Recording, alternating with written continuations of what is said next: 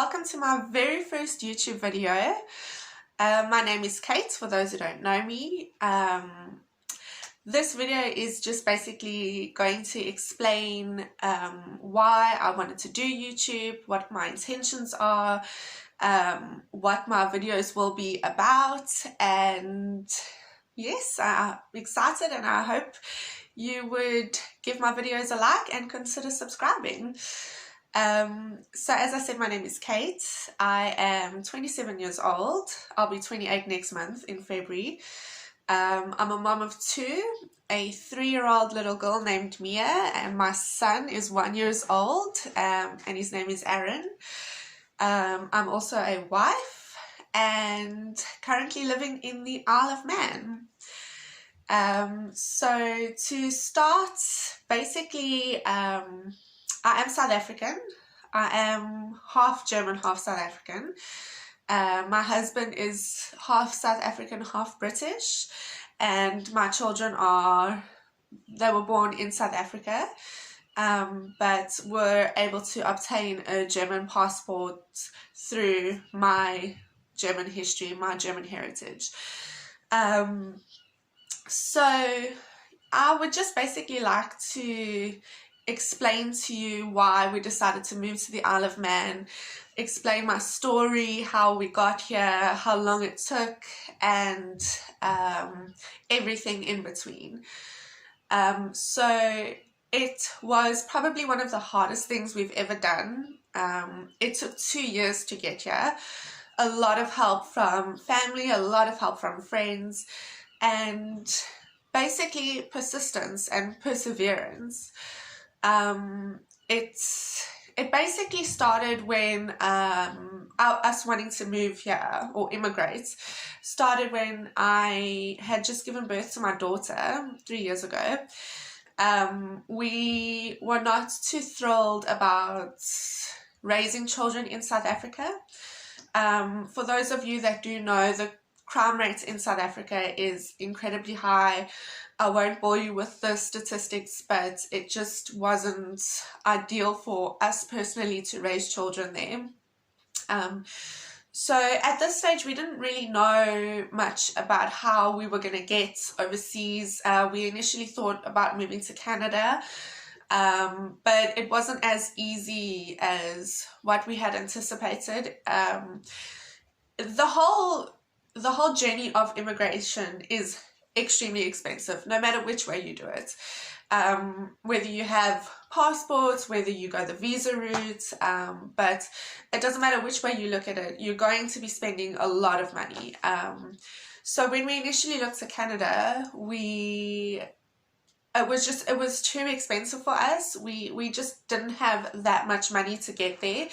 And it doesn't matter whether you have a British passport or a German passport, unless you are a Canadian or Canadian citizen, or you are able to get there through your qualifications and your job, etc. It is a little bit difficult to get to Canada. So when we discovered that we do qualify for passports, a European and a British passport, we then explored options as to how and where we could move to with utilizing our passports. So just getting the passports itself was a task and a half. It took 2 years to get my German passport. It took 2 years to get my husband's British passport. And it's not the actual applying for it and waiting that long. It's the documents that is needed in order to be able to apply and then get your passports. Coming from South Africa, utilizing Home Affairs is a long process. Eventually, I had to pay a company to expedite our documents because we had already been waiting 2 years. So when I say documents, I'm talking about birth certificates, I'm talking about marriage certificates. So yeah, so that was also another costly events that we had to do. We had to expedite our documents because we just couldn't wait any longer. So once we had expedited everything, it was quite quick thereafter. We just submitted all our necessary documentation, and then we were able to get our passports. Once we got our passports, though, the world went into a global pandemic, and pretty much all the borders shut everywhere. So that proved to be really, really, really difficult. If I can suggest to anyone to rather wait until borders are open, until the pandemic is over, or whatever the case may be, I would recommend rather wait to immigrate, because it was incredibly difficult. Not impossible, but incredibly difficult. So once we got our passports, we then had to decide where we were going to move to and how we can utilize our passports, rather than having to apply for visas and just adding all that extra expenditure. So we initially considered the UK, but weighing up all the pros and cons, we didn't fancy the UK as much as alternative places. Nothing against the UK or anything. It didn't really appeal to us as much. And then we had a look at the Isle of Man. I've got family and we've got friends, very close friends, that live in the Isle of Man that had been, suggesting us moving there for quite a while. And, had been showing us videos of the scenery and the people, and just really, explaining to us what the benefits of living here are and just how gorgeous it is. So we had a look, and we decided, we had a look at what the main thing for us was crime statistics as well. And we had a look, we weighed our options, and it just, everything ticked all the boxes. Everything appealed to us. So that's how we decided on the Isle of Man. The biggest thing is the crime, and there isn't any crime here in the Isle of Man, nothing in compared to South Africa. So so then we entered into a global pandemic shortly after we got our passports. So it is not impossible to move, to immigrate during a global pandemic, but it is incredibly hard. So when we packed all of our bags and when we wanted to up and leave, South Africa's borders shut and the Isle of Man's borders shut. So it was impossible. We explored the option of a repatriation flight, but it is a lot more expensive to take a repatriation flight. So it just, we decided we are going to wait a little bit to see if either borders do open, or if we need to maybe look at elsewhere. And the reason why I say that is because we did have a deadline. For those of you that know, the Isle of Man does fall under the British Crown, so it does fall under Brexit. So, and the fact that myself and my two children have European passports, we had until the 31st of December to leave South Africa and enter the Isle of Man and apply for your pre-settlement status before the 31st of December, which is when freedom of movement ended completely. So, there was no extension on Brexit. We had to make sure that we were out before then. So that was extremely stressful. I was worried that we weren't going to get out in time. We would then have to either consider moving to Europe or Germany, wherever that we could utilize our passports and perhaps have one person apply for a visa rather than 3 people. But eventually we stuck it out and South Africa's borders did open. We didn't have to take a repatriation flight. But the Isle of Man borders were still closed, and the only way that anyone could enter the Isle of Man was you actually had to qualify and have a valid reason as to why. So for example, if you were to just come and go as you please, they would not allow that. If you wanted to like visit a family, it's not allowed. You actually had to have a valid reason, like you are immigrating, you have a job, you have secured your accommodation for 6 months, and it had to be approved by the Manx cabinet. So we followed the necessary steps. We explained we are immigrating. Here are our plane tickets. We had secured accommodation for over a year. That's where we currently are now. This is not our house. We are renting this place. And yeah, we had to explain, like, you know, we're not, once we're in, we're in. We're not planning on leaving again. We're not planning on then coming back and exposing the virus to anyone. So eventually we did qualify.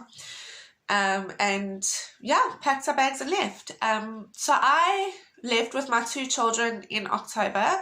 I traveled alone with them. I flew with Qatar Airways. It was very difficult to travel alone with 2 small children. Yeah, I will make a separate video explaining what that experience was like. I'll insert pictures and just give you the lowdown of what happened, but it wasn't a bad experience. It was just a difficult experience. Sleep deprived, yeah, I'll explain in another video. It's a long story. But when we eventually did arrive to the Isle of Man, we had to quarantine for 2 weeks. So myself and my 2 children were alone for 2 weeks in a new country. It wasn't as bad as what, you know, you might think. However, it did get a bit long after a while, you know, because there's only so much you can do. The walls start to close in on you. You get a little bit of cabin fever. You want to go out. You want to explore. So it did get a bit long. It was a bit tedious after a while, but we made it work. And then, yeah, so when we arrived, we did our quarantine. We eventually were out. And then I was basically on my own with 2 children. I've got a lot of friends here, though, that were really helpful. They still are helpful. I wouldn't have been able to make this move if it wasn't for them. For example, the flat that I was in quarantined in, they filled it up with food, furniture, making sure I had everything that I needed when I arrived. There was a lasagna in the fridge for me, so I will make another video as well, just explaining my friends and how they've assisted us, but they've just been the biggest blessing, and I honestly, like, my family would not be here if it wasn't for them helping us get here. So yeah, so we did our quarantine, and then I was on my own with the kids for 2 months before my husband joined. Like I said, we got here in October, and my husband arrived in December, which was the biggest blessing, the greatest Christmas presents. We had to then quarantine again because my husband came, and it's part of the law that you quarantine for 2 weeks.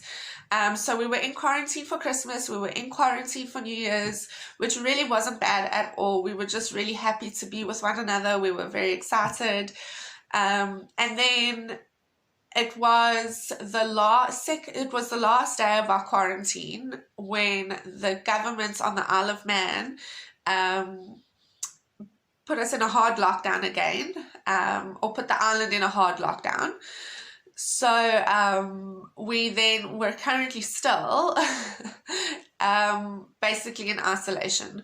It's not as bad as initially when we were first in isolation. We're still able to go out for 1 walk a day where you get your exercise, but it's been a little bit challenging because we were hoping to start looking for work, things like that, you know, that are now, you know, my husband hasn't opened a bank account yet because we're unable to do it during lockdown.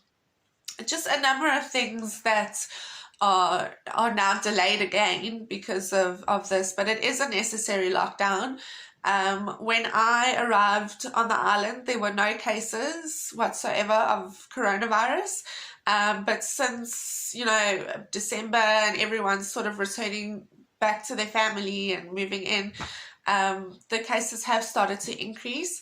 So it was really necessary for the government to implement another hard lockdown so that we can, nip it in the bud and be done with this virus. We have kind of lived in a little bubble where everything has been relatively safe. We walk around, we don't have to wear masks because there were no active cases on the island. But now the cases have started to climb, so unfortunately now we are in another lockdown, but a very, very necessary lockdown. So now we kind of have to wait. And this is sort of why I've been inspired to now make the videos that I'm now going to start doing. I do have the time now, nothing but time. But yeah, so I look forward to spending some quality time with you, and just explaining everything that we do on a day-to-day. I'll be doing vlogs of day in our lives, what we eat in a day, how our parents, marriage tips. So I really hope that you stick around, give my video a like and a thumbs up and a subscribe, and I can't wait to share this journey with you. They say that it takes 2 years to get acquainted with your new environment. So I would like to take you along with me to do that, to get to know the place. I'm still getting to know the Isle of Man. We haven't bought our house yet. I want to take you through all of that. Thank you so much for watching my video, and I hope you have a lovely day. Bye.